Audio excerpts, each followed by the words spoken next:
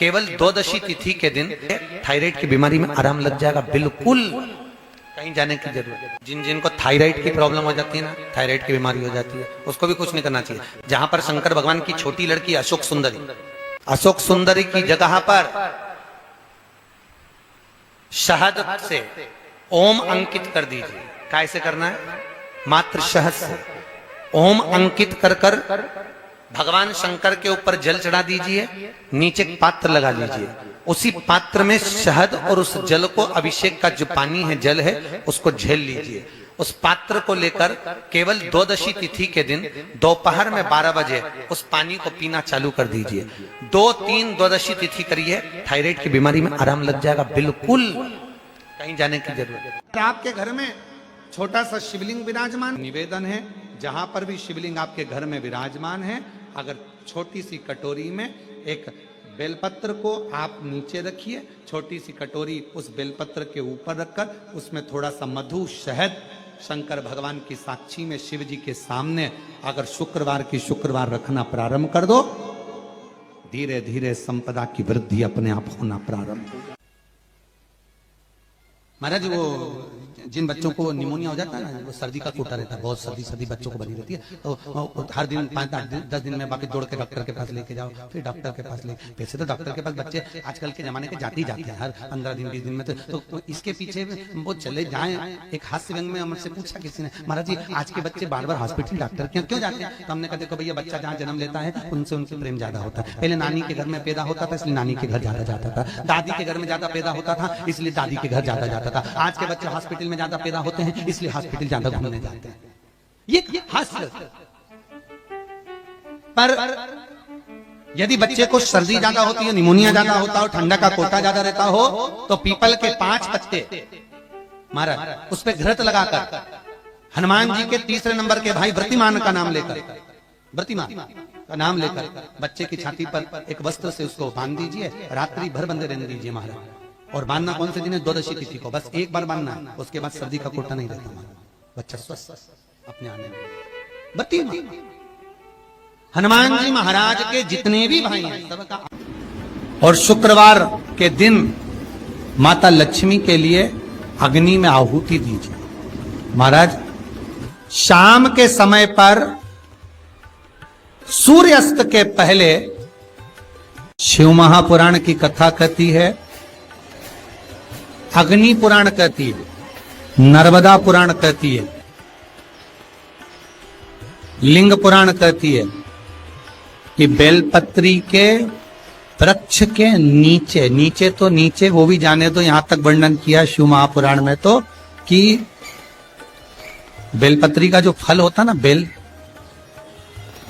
Bell फल जो होता है, कहते हैं अगर किसी व्यक्ति के यहाँ लक्ष्मी की कमी होती है, संपदा की कमी होती है, जिसके यहाँ पैसा नहीं आता, धन नहीं आता, तो बेल का जो फल होता है, बेलपत्री का जो फल होता है, उस फल के गूदे को, बेलपत्री के फल का गुर्दा निकाल लो, सुखा लो, गाय के घी में उसको डुबो लो, और शुक्रवार के दिन माता लक्ष्मी के लिए अग्नि में आहुति दीजिए। महाराज शाम के समय पर सूर्यास्त के पहले ये जो आहुतियां हम बेले के गुर्दे के फल की गाय के घी में डुबोकर माता लक्ष्मी और भगवान विष्णु के नाम से देते हैं, महाराज 2 या 3 शुक्रवार करोगे, लक्ष्मी की कभी कमी नहीं आती, संपदा बढ़ती है। एक प्रयोग और कर देखना, कभी अगर मौका मिले आपको तो प्रयोग कर देखिए। लिंग पुराण के अंदर लिखा हुआ है, शिव पुराण में, लिंग पुराण में और स्कंद पुराण में कहा गया है कि अगर किसी ने बेले के फल का अगर थोड़ा सा भी गुर्दा पाया है, बेले के फल को खाया हो, या बेल का रस पिया हो, या बेल के फल का जूस पिया हो, अगर वो व्यक्ति का अनायास किसी कारणवश प्राण भी छूट गए हो, तो शिव महापुराण की कथा कहती है कि 27 दिन तक वो बेल के फल का रस उसके नस नस में रहता है, तो उस व्यक्ति को यम नहीं छूते, वो कैलाश पर निवास करता है। मर भी जाता है तो अधोगति में नहीं पड़ता, नरक नहीं भोगता, वो बैकुंठ पद का कामी हो, बैकुंठ का निवासी।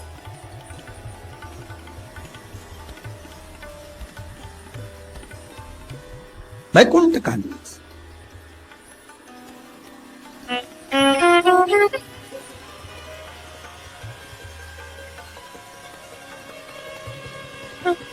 ये जो शिव जी को चढ़ती बेलपत्री हुई, शमी पत्र हुआ, मदार का पुष्प, आंकड़े का जो पुष्प हुआ, ये सब साधारण नहीं है साहब।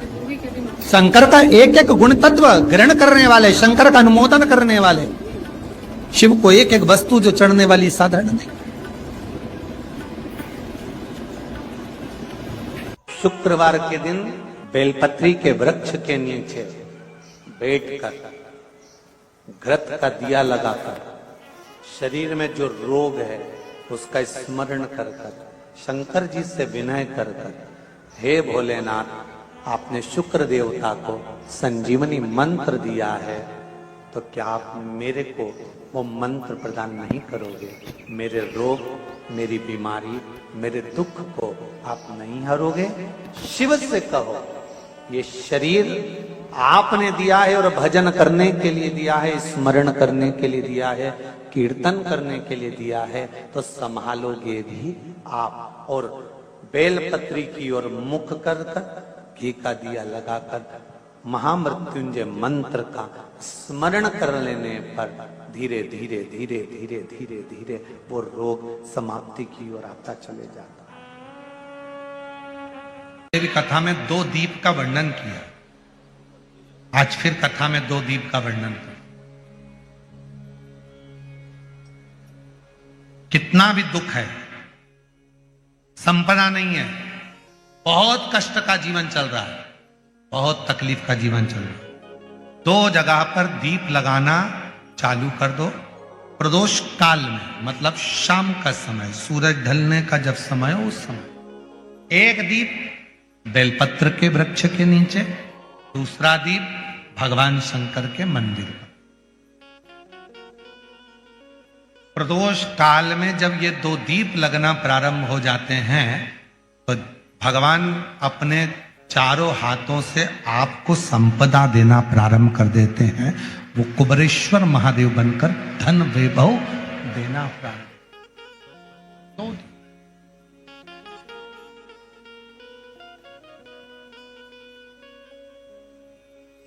और दोनों दीप फूल बत्ती के होना चाहिए, लंबी बत्ती के नहीं। एक लंबी बत्ती होती है, एक गोल बत्ती होती है, फूल बत्ती। दोनों दीप फूल बत्ती। मां सती ने जब भगवान शंकर के लिए आराधना साधना करी थी और भगवान भोलेनाथ जी से वर प्राप्त करा था, तो माता सती ने भी यह साधना ऐसे ही करी और माता सती को शिव मिले थे। द्वादशी के दिन चावल क्यों खाओ? क्योंकि द्वादशी के दिन जब हम चावल का पहला गासा खाएंगे, चावल का गासा जैसे हमारे मुंह में जाएगा तो जितने जीव उस चावल में रहेंगे उसको हमारी एक दिन पहले की एकादशी का पुण्य मिल जाएगा और वो जीवों का फिर जन्म नहीं होता, वो मोक्ष पा जाते हैं। उनकी फिर कोई जन्म 84 लाख योनियों में उनका कोई जन्म का क्रम नहीं रहे। पीपल के पत्ते को अगर एकादशी और द्वादशी के दिन एक तांबे के पात्र में गला कर रख दिया जाए और उस पानी का आचमन 3 बार करा जाए तो जिसकी नाड़ियां चोक भी हो जाती है, डॉक्टर बोले इसका बाईपास करना पड़ेगा, उसको केवल 3 आचमन पानी एकादशी और द्वादशी को पीपल के पत्ते का कराया जाए तो अंदर की नाड़ियां भी खुल जाती हैं। पीपल के पत्ते का इतना प्रमाण हमारे विष्णु पुराण में वर्णन है। जैसे चर्म रोगधारी व्यक्ति होता है ना, जिसकी चमड़ी सफेद पड़ जाती है, तो उसको क्या करना चाहिए?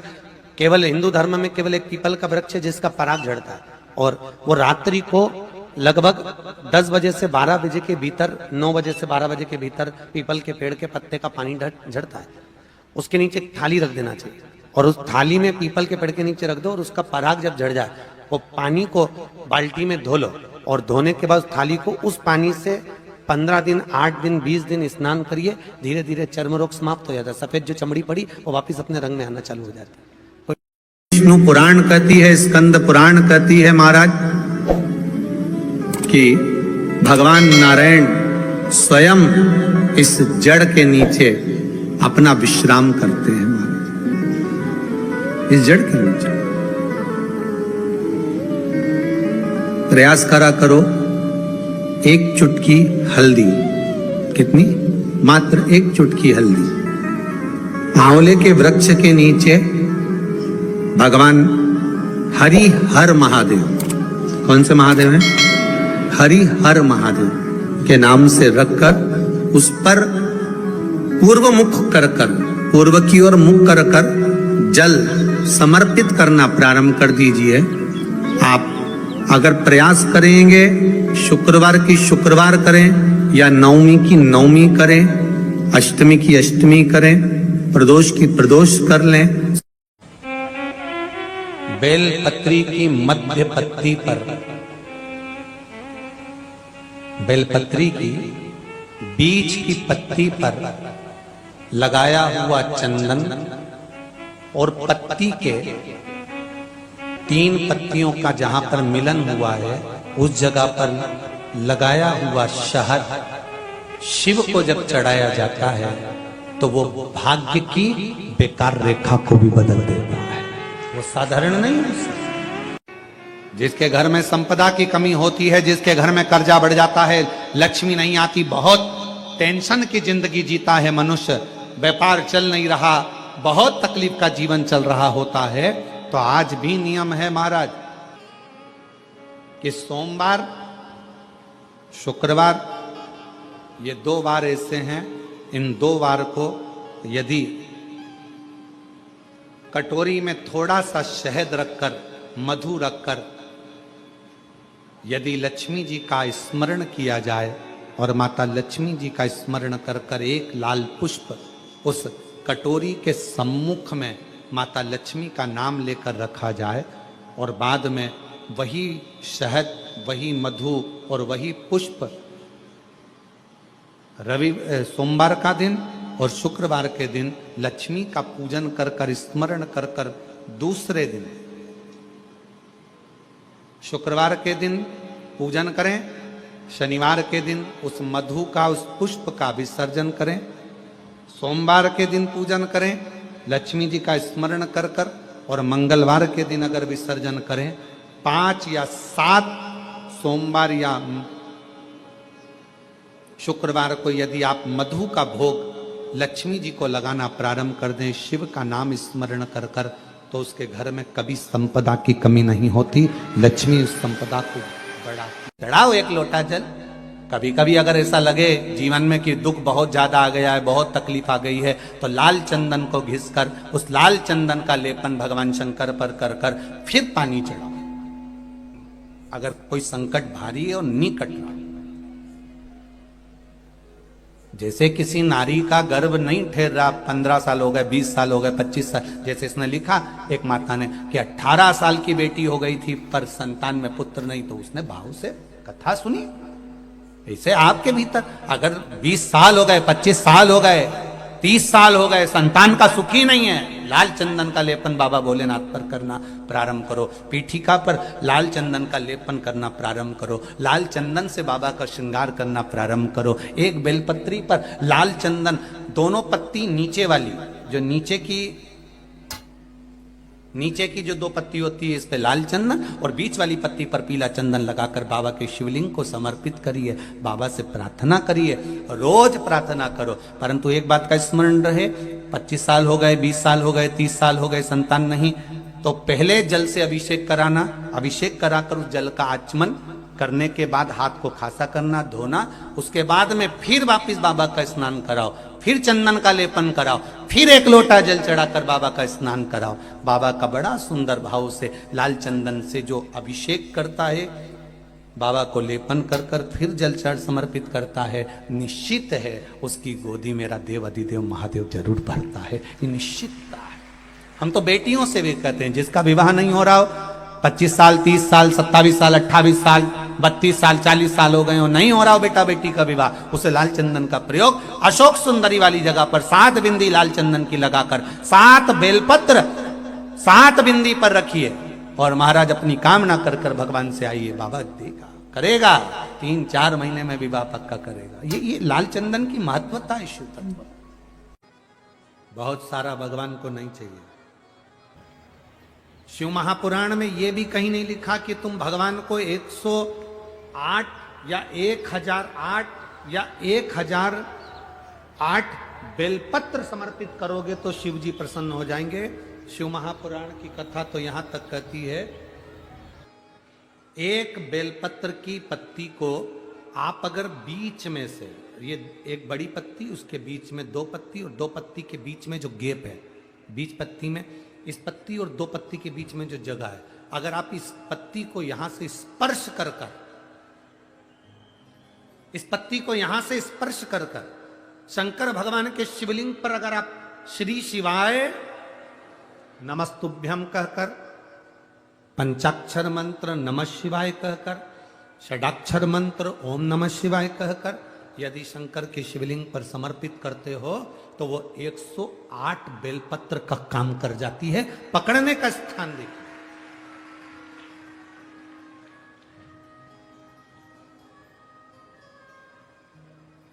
ये स्थान की बड़ी मूलता है, जो थोड़ा सा समझेंगे अपन, थोड़ा ध्यान देंगे तो ये जो ये स्थान है ये बड़ा मूल माना गया।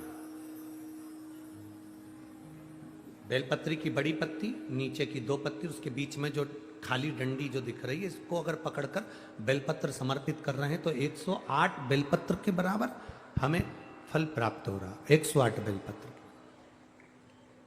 और समझिएगा, मान लो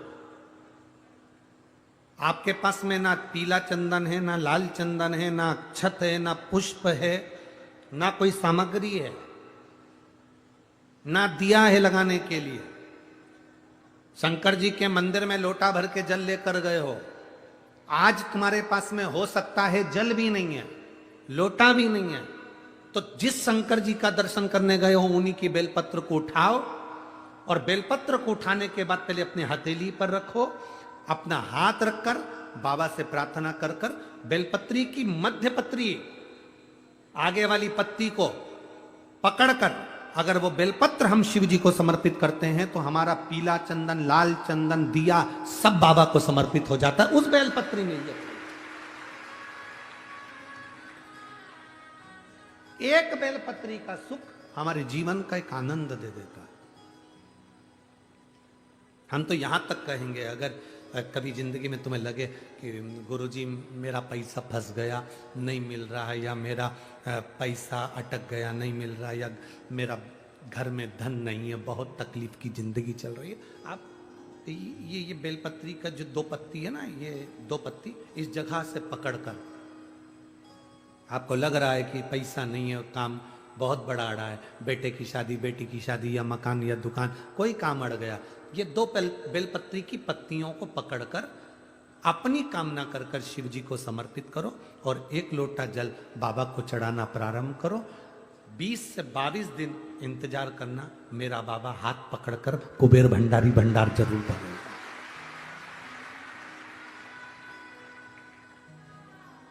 दो पत्ती को पकड़कर, लोग कहते हैं ब्रह्मा विष्णु महेश हैं बेलपत्री में, शिव जी के 3 नेत्र हैं बेलपत्री में, शंकर भगवान के त्रिशूल की 3 कोर है बेलपत्री में। हम कहते हैं अभी थोड़ा आप स्मरण करेंगे, अगर आप शिव महापुराण को अच्छे से पढ़ेंगे तो आपको ज्ञात होगा, कुबेर को धन देने वाले कौन है?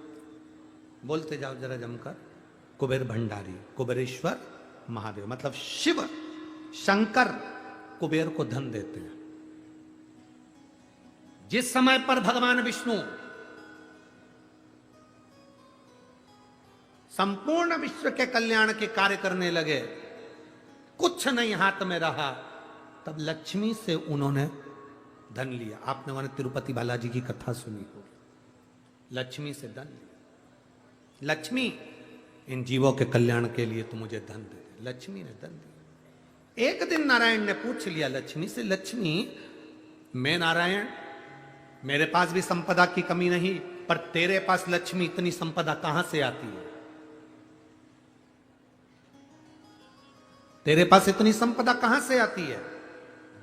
लक्ष्मी जी कहती हैं,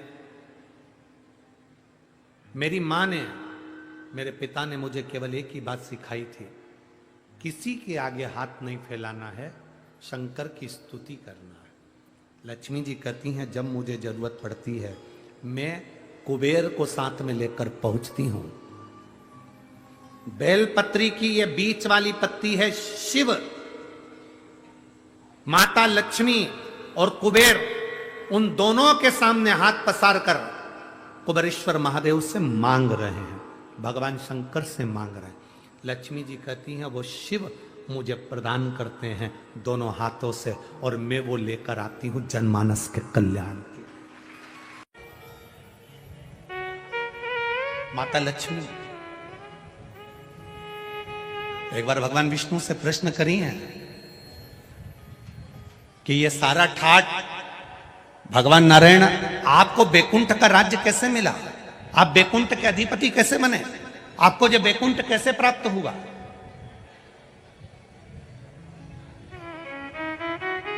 राम जी महाराज, भगवान विष्णु आप राम जी के अवतार हुए, राम जी बनकर आपने अयोध्या का राज्य भोगा, कृष्ण का अवतार लिया, द्वारका का राज्य भोगा, मथुरा का राज्य भोगा, ब्रज का राज्य भोगा। आखिर आपको ये राज्य हर घड़ी, हर पल, हर क्षण कैसे प्राप्त होते हैं, किस तरह से? भगवान विष्णु से माता लक्ष्मी ने प्रश्न करा है विष्णु पुराण के अंतर्गत, और कुर्म पुराण में भी इसका वर्णन प्रश्न किया। यह आपको सुख कैसे मिल जाता है? आपको बैकुंठ का राज्य मिल गया, आपको द्वारका का राज्य मिल गया, आपको अयोध्या का राज्य मिल गया, आपको रावण की लंका दूसरे की थी वो लंका का राज्य आपको प्राप्त हो गया। ये कैसे प्राप्त हो जाता है? भगवान विष्णु ने अपनी धर्म पत्नी माता लक्ष्मी से कहा, लक्ष्मी मैं प्रतिदिन शंकर के शिवलिंग की आराधना करता हूं। लक्ष्मी जी ने कहा, क्या नाथ मैं शिवलिंग की आराधना कर सकती हूं? क्या मैं शंकर के शिवलिंग का पूजन कर सकती हूं, उसकी आराधना कर सकती हूं? भगवान कहते हैं, भगवान विष्णु ने माता लक्ष्मी से कहा, लक्ष्मी सारे देवी देवताओं ने अलग अलग शिवलिंग का निर्माण करा, किसी ने पारद का शिवलिंग बनाया, किसी ने मोती का शिवलिंग बनाया, किसी ने स्फटिक का शिवलिंग बनाया, किसी ने स्वर्ण का शिवलिंग बनाया, किसी ने हीरे का शिवलिंग बनाया, किसी ने पन्ना का शिवलिंग बनाया। तुम्हारी मर्जी पड़े, तुम वो शिवलिंग का निर्माण करो। माता लक्ष्मी ने सुंदर आनंद के साथ एक पुखराज का शिवलिंग का निर्माण करा और सुंदर माता ने उस शिवलिंग की आराधना और पूजन करना प्रारंभ कर दिया। अब क्या मिला माता लक्ष्मी जी को? लक्ष्मी जी को मिला क्या?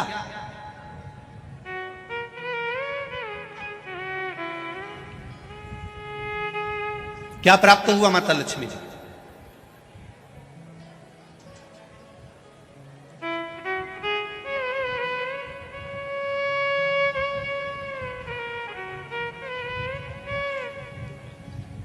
भगवान कृष्ण की प्रिया है राधिका जी, राधिका जी के प्रिय हैं भगवान कृष्ण। राम जी को बीच में कुब्जा भी मिली, सुपनखा भी मिली, पर मेरे नारायण को बहुत कुछ प्राप्त हुआ, पर आज भी लक्ष्मी जी को क्या मिला है? तो कहा, लक्ष्मी तुम किस चीज के लिए शिव जी की आराधना कर रही हो? लक्ष्मी जी कहती हैं, बस आपके चरण की सेवा मुझे दिन रात मिले। नारायण कहते हैं, मैं तो भगवान शिव के सेवा में लगा रहता हूं और आप मेरे चरण की सेवा मांग रही हो? तो मेरे चरण की सेवा ऐसे नहीं मिल सकती। कोई देगा तो वो देवाधिदेव महादेव ही दे सकते। घोर तप माता लक्ष्मी ने करना प्रारंभ करा। शिवलिंग का स्नान कराती, शंकर भगवान का अभिषेक करती, शंकर भगवान की पूजन करती, शिव जी का सुंदर आनंद से श्रृंगार करती।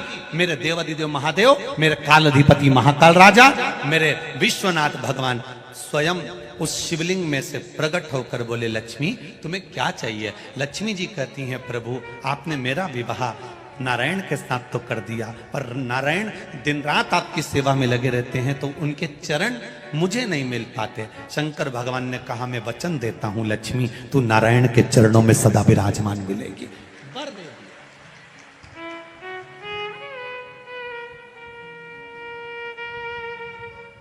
ब्राह्मण हो, क्षत्रिय हो, वैश्य हो, शूद्र हो, बच्चा हो, जवान हो, बूढ़ा हो, बेटी हो, बेटा हो, नारी हो, पुरुष हो, जो है अगर वो शिव की आराधना में लगा है उसका मनवांछित फल की पूर्ति हुई है, प्राप्ति हुई है। और कोई तुमसे कहे कि स्त्री शंकर भगवान का आराधना कर सकती है, पूजन कर सकती है, तो दूर नहीं जाना। ये जो शिव पुराण है हमारे पास में, गीता प्रेस गोरखपुर की, उसका दर्शन मैं आपको करा देता हूं। ये शिव पुराण गीता प्रेस गोरखपुर की है, तुम भी बाजार से लेकर आना। इसका 73 नंबर का पेज निकाल कर पढ़ना विद्येश्वर संहिता में से। उसमें लिखा हुआ है जो नारी शंकर भगवान का स्नान कराती है, श्रृंगार करती है, पूजन करती है, वो संसार सागर से मुक्त होकर मां पार्वती की परम सखी बनकर विराजमान होती है। यह विद्येश्वर संहिता कह रहे।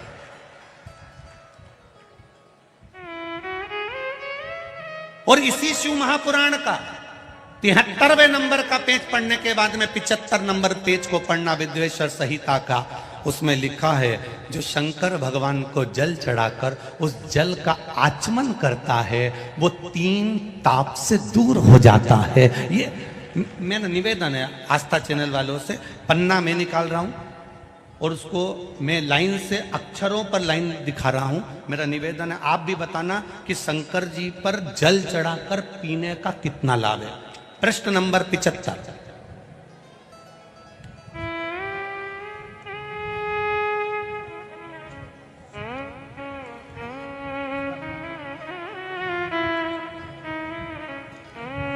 अब आस्था चैनल से निवेदन है और आप सब भी एलसीडी पर ध्यान देंगे और अपने अपने मोबाइल पर भी, जितने लोग टीवी पर कथा सुन रहे हैं वो, मोबाइल पर सुनने वाले वो, जो लोग कहते हैं शिव जी पर जल चढ़ा हुआ नहीं पीना चाहिए, उसके लिए मेरे वेद व्यास जी लिख रहे हैं पेज नंबर 75 विद्येश्वर संहिता। ध्यान रखिएगा। जो मनुष्य, उंगली पर ध्यान देंगे जो टीवी पर चल रही है, जो मनुष्य शिवलिंग को विधि पूर्वक स्नान कराकर उस स्नान के जल का 3 बार आचमन करता है, उसके कायिक, वाचिक और मानसिक तीनों प्रकार के पाप शीघ्र नष्ट हो जाते हैं। ये शिव पुराण। अब शंकर भगवान के शिवलिंग पर चढ़ा हुआ नैवेद्य, शंकर भगवान के शिवलिंग पर चढ़ा हुआ प्रसाद खा सकते हैं कि नहीं खा सकते? कोई कहता है महाराज जी स्वान की योनि हो जाएगी, कुत्ता बन जाओगे, कोई कहेगा ये बन जाओगे, कोई कहेगा वो बन जाओगे। अब उसको पढ़िए पेज नंबर 75 शिव महापुराण विद्येश्वर संहिता। मेरी उंगली चल रही वहां पर ध्यान देना। भगवान शिव का नैवेद्य अग्रह है। इस भगवान भावना को मन से निकाल दें कि शिव जी का चढ़ा हुआ प्रसाद नहीं खाया जाता। ये भावना मन से निकालें। शिव के नैवेद्य को देख लेने मात्र से भी सारे पाप दूर हो जाते हैं। खाने की तो बात ही दूसरी है।